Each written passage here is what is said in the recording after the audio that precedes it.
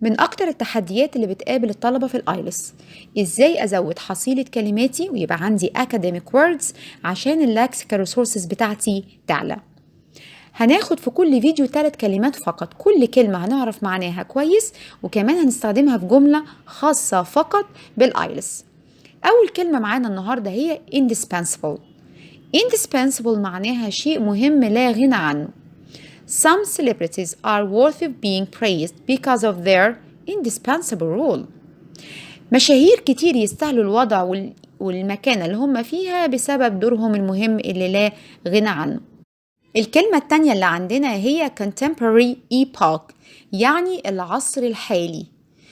In this contemporary epoch, teaching history and music has become a controversial argument.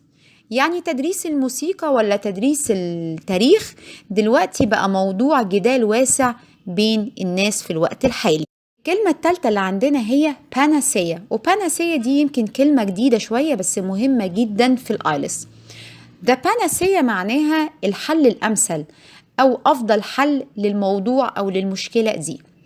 State involvement can be the panacea for global warming، يعني تدخل الدول أو الحكومات ممكن يكون الحل الأمثل لمشكلة الاحتباس الحراري اللي موجودة دلوقتي.